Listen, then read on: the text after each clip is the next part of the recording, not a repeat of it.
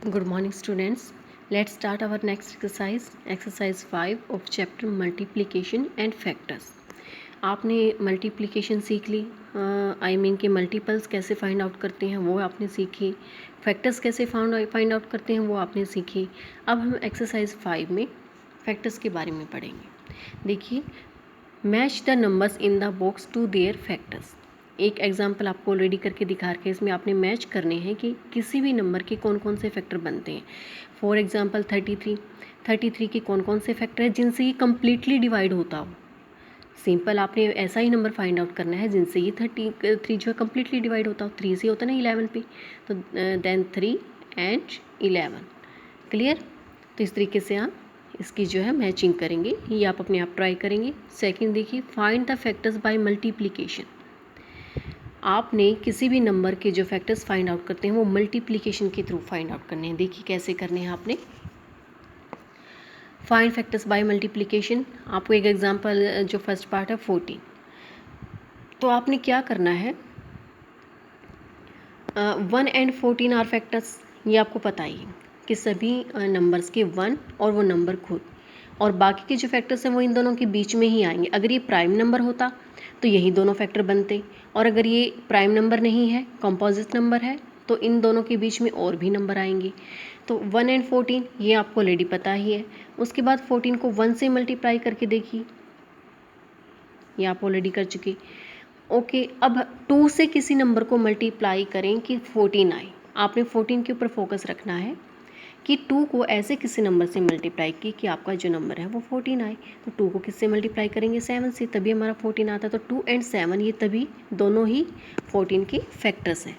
Clear? उसके बाद बेटे अगर आप ट्राई करके देखोगे तो 3 को किसी भी नंबर से मल्टीप्लाई करने पर 14 नहीं आता, 4 से भी नहीं आता, 5 से भी नहीं आता, 6 से भी नहीं आता। इस तरीके से आप देखते जाएंगे कि जो है उसके बाद सीधा नंबर 14 ही है जिसको 1 से मल्टीप्लाई करने पर 14 आता है। इसके बाद और कोई नंबर नहीं आए। तो उसके बाद क्या करेंगे आप, so the factors of 14 are 1, 2, 7 and 14। 1, 2, 7 and 14। उसके बाद आप उसके सभी फैक्टर्स को राइट कर देंगे।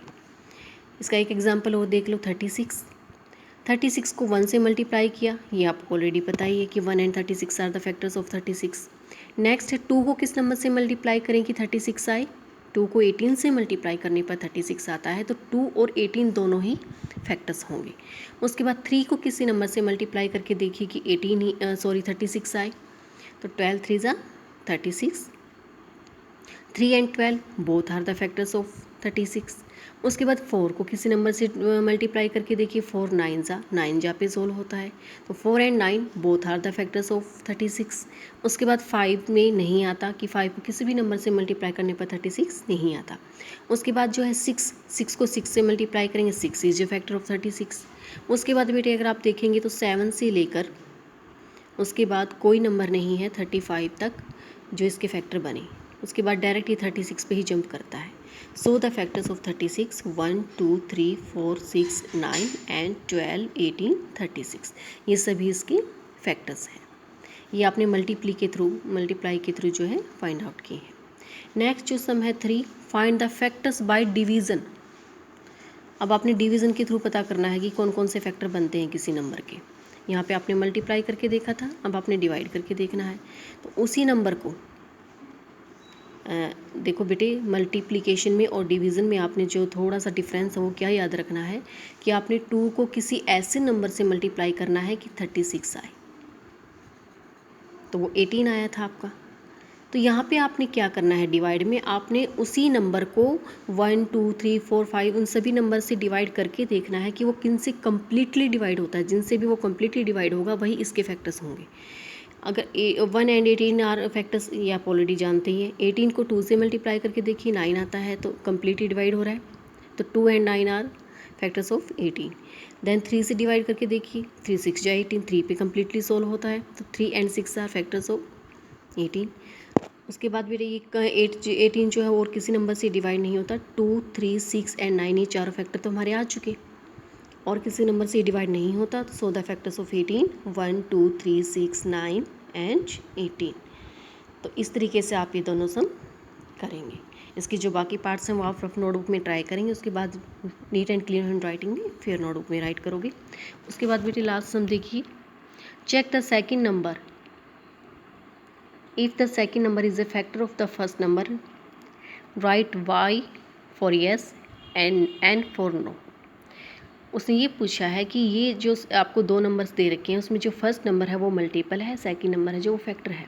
तो वो आपसे ये पूछना चाहता है कि जो सेकंड नंबर है क्या ये इसका फर्स्ट नंबर का फैक्टर है या नहीं है। वही फॉर्मूला बेटे, आप इसको क्या करोगे, फर्स्ट नंबर को सेकंड नंबर से डिवाइड करके देखोगे। अगर वो कंप्लीट डिवाइड होता है तो then this is factor of this. अगर कंप्लीट डिवाइड नहीं होता, कुछ रिमाइंडर बच जाता है नीचे, तो वो इसका कंप्लीट फैक्टर नहीं है। तो 25 से डिवाइड होता है ना, 5 4 जा 20, तो ये इसका फैक्टर है, यस। 57 से डिवाइड होता है, 7 7 जा 49, 1 रिमाइंडर है क्या नीचे, तो नहीं है, नो। 99 से होता है, आपको ये पता ही है कि वो नंबर खुद उसका फैक्टर होता है, यस। 33 11 से होता है, यस। अब इसको देखिए, यस होता है। 22 13 से नहीं होता। उसके बाद 144 12 से, यस, कंप्लीट डिवाइड होता है। 0 से डिवाइड करोगे तो 0 ही आएगा ये। 8 8 जा 64, यस। 5 से कंप्लीट डिवाइड होता है, नो, नहीं होता। 1 सभी का फैक्टर है। 3 से होता है, यस। तो इस तरीके से आपने इन सब में ये फिल करना है।